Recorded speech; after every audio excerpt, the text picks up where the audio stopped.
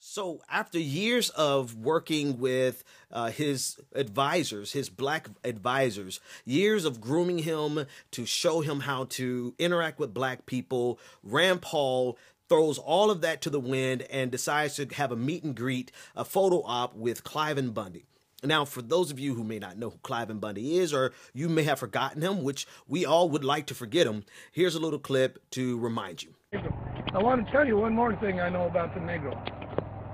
When I go through Las Vegas, North Las Vegas, and I would see these little government houses, and in front of that government house, the door was usually open, and the older people and the kids, and there was always at least a half a dozen people sitting on the porch.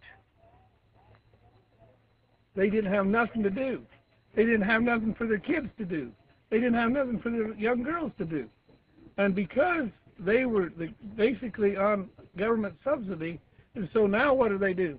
They abort their young children. They put their young men in jail because they never learned how to pick cotton. And I've often wondered, are they better off as slaves, picking cotton, having family life and doing things, or are they better off under government subsidy? So there goes all of the work that his advisors invested in him over the years to try to make him comfortable with African Americans so that he can get a larger percentage of the African American vote. Because for him to associate directly with the guy who refers to black people as niggers suggests that he has placed more value on the libertarian faction of his party than he has any hope of getting the black vote.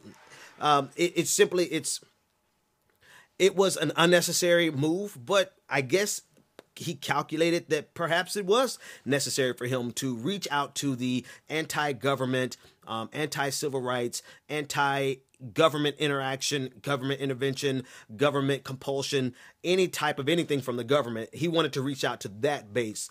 And that's who Cliven Bundy represents the people who call themselves patriots, but don't recognize the existence of the federal government, right? So this is who Rand Paul has decided to reach out to. And it's going to backfire. I would love to see what his advisors that have been investing so much time in him, grooming him to be more comfortable around black people, which I don't understand. I mean, just people are people, right? According to them, there's no difference between us.